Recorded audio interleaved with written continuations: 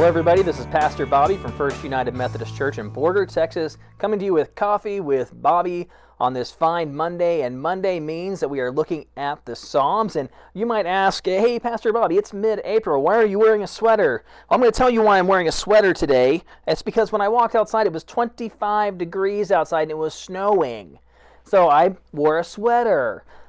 Which also leads me to why I'm drinking coffee. And I've had quite a few cups today because it's been cold outside. But today I'm drinking, it's a really cheap coffee brand. It's one you can find at most stores. It's called Wide Awake Coffee. I really like it. But like I said, it's really cheap. It's just what I always get the boldest one they have, the darkest roast. And today I'm just going to have a sip of it. I like it a lot, and I know you guys can't see this as well, but I'm drinking out of my Ruidoso coffee cup from Ruidoso, New Mexico. I've never been to Ruidoso, actually, but a former employee of mine from a previous church bought me this coffee cup, so I use it on occasion, and I keep it in the office, and reminds me of how thankful I was, or how thankful I am for all that she did for me while I was at that particular church.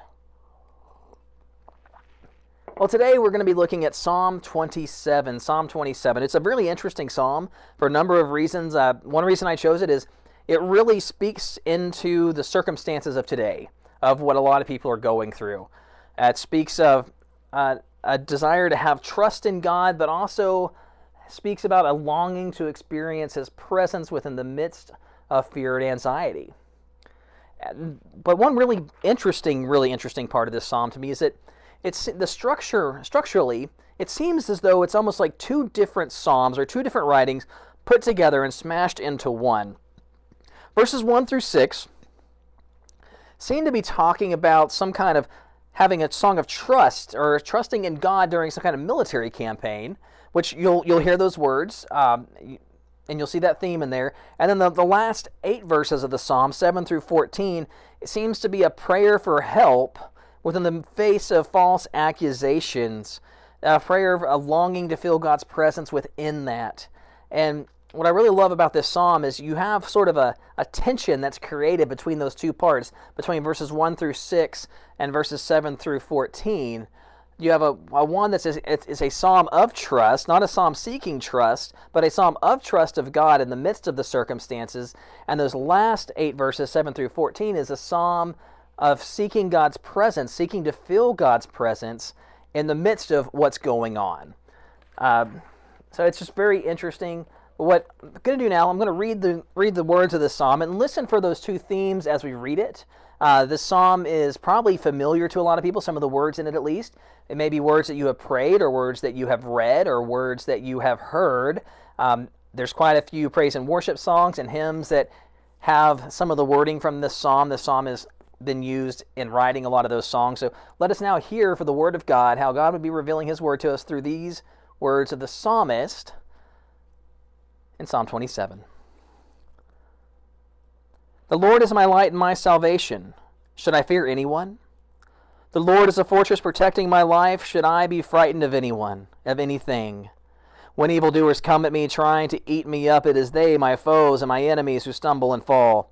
If an army camps beside me, my heart won't be afraid. If war comes up against me, I will continue to trust in this. I have asked the one thing from the Lord. It's all I seek, to live in the Lord's house all of the days of my life, seeing the Lord's beauty and constantly adoring His temple. Because He will shelter me in His own dwelling during troubling times. He will hide me in a secret place in His own tent. He will set me up safe on a rock. Now my head is higher than the enemies surrounding me, and I will offer sacrifices in God's tent, sacrifices with shouts of joy. I will sing and praise to the Lord. Now here starts the second section of verse 7. Lord, listen to my voice when I cry out. Have mercy on me and answer me. Come, my heart says, seek God's face. Lord, I do seek your face. Please don't hide it from me. Don't push your servants aside angrily. You have been my help. God who saves me, don't neglect me. Don't leave me all alone. Even if my father and mother left me all alone, the Lord would take me in. Lord, teach me your way because of my opponents. Lead me on a good path. Don't give up over to the desires of my enemies. Or don't give me up over to the desires of my enemies, because false witnesses and violent accusers have taken their stand against me. But I have sure faith that I will experience the Lord's goodness in the land of the living. Hope in the Lord, be strong. Let your heart take courage. Hope in the Lord. Beautiful words with lots of different ways we could go with this. Sometimes when I'm preaching on the Psalms, and I do love to preach on the Psalms, that some people find them hard to preach on, but I love preaching on them. There's so much there. And one of the reasons I love preaching on the Psalms, or I love reading the Psalms, is that the Psalms are not God directing word through a prophet to humanity, but this is humanity's response to God, to experiencing God, or humanity's response to a desire to hear from God or to experience God. And so they're very, very earthy. They're very real to people like you and me who desire to experience God. And some days we're like the first 6 verses here, where we experience God all around us, and it's so easy to trust in God. But then some days we're like the psalmist who wrote those last 8 verses in 7 through 14, where we're kind of crying out, God, don't leave me. God, where are you? God, I trust that you're there. I trust that you're going to be with me, but I don't experience you at this moment. Where are you? Where are you? What I can say is, even if this is 2 Psalms put into one, and I think there's a lot of credibility for that, I have to say this: while there's tension between the themes, trusting in God's presence and petitioning for His presence, longing for His presence, they're really in the same vein. They're held in tension. We trust that He's present with us, but we can also long and desire for His presence to be with us in an even greater way than what we're currently experiencing. And this psalm, it talks about both trusting in God and longing to feel His presence. And what a good word for our time.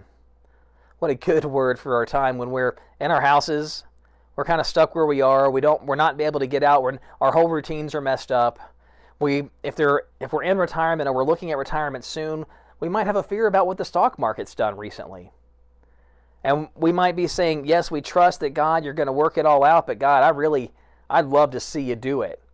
I'd love to see you do it quickly. I'd love to see you do it in the timing that I need to be able to take these next steps. Or maybe you have a loved one who is sick. Maybe you have a loved one who might be sick with COVID-19, with the virus, or with something that is similar to it, and you think it's that, or maybe they're sick with something else, and you trust that God's presence is with them. You trust that God is right there in the midst of their pain and their trouble, but yet at the same time, you really wish God's presence would be there in a healing manner, in a way that brings physical healing and not just spiritual or emotional healing. It's very interesting. Another thing that's good that we have today is we live in a time of anxiety and a time of fear.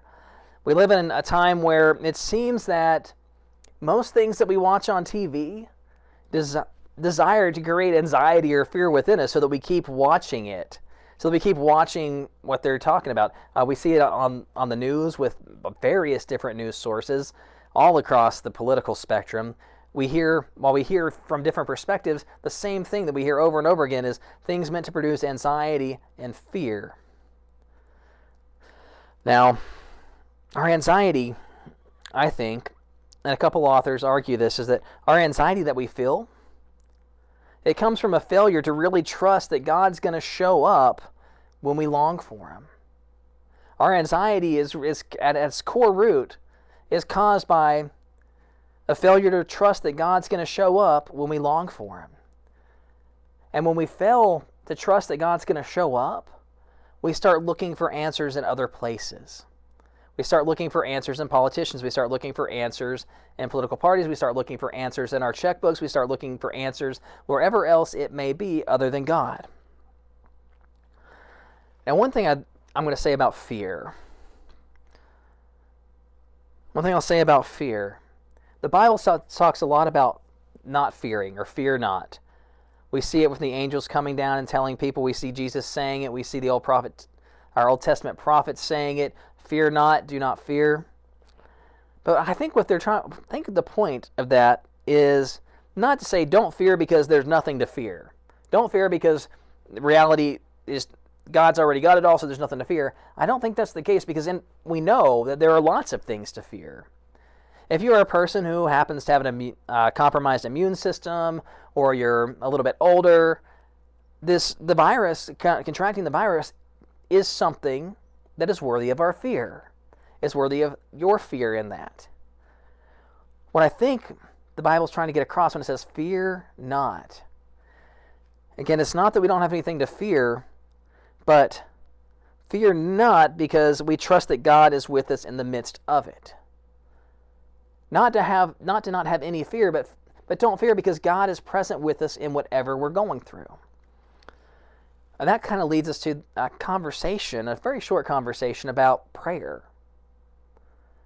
I have a firm belief that God asks us to pray. He asks us to pray to do His will, as we see in the Lord's Prayer, the prayer that Jesus taught His disciples to pray. And also, prayer is something that we do on behalf of others through intercessory prayer, and that intercessory prayer is scriptural. But one thing that prayer is not a means to get God to do what we want Him to. It's not a way to cajole God into doing what we want Him to, or to talk God into it. Prayer, I think, really at its core, what prayer is meant to do is to attune us to the heart of God, to attune us to God's will, to bring us in line with God, not to bring God in line with our desires. So in all of these prayers, and all of the Psalms, which are prayers, they're prayers written to songs, it's meant to help us see what God's will for humanity is and to bring us in line with it. And in this psalm, both in that first 6 verses and the last 8 verses, God's will is for us to trust in Him, but also to long deeply for His presence. To long deeply for His presence in an even greater way than we are experiencing now. So that's what I encourage you guys to do. When you read this psalm, I encourage you to read it a couple times after we get done here. Go to BibleGateway.com or Bible.org or Bible.com, something like that. Or if you grab a Bible off of your bookshelf, wherever it may be, and read through Psalm 27. And then ask yourself, as you're reading out, ask yourself, what is this revealing about God? What is Psalm 27 revealing about God? And how do I need to attune my life or to reorient my life in order to fit what this is revealing? Well, God bless you all. I hope you have a great Tuesday, and Wednesday we'll be back again, and this time we're doing a parable. We're going to start the parables on Wednesday, and we're going to be doing the parable of the Compassionate Samaritan. The parable of the Compassionate Samaritan. It's often known as the parable of the Good Samaritan, and we're going to be talking about some of the little surprises that are actually it's filled with surprises, that parable. God bless you all, and we will see you on Wednesday.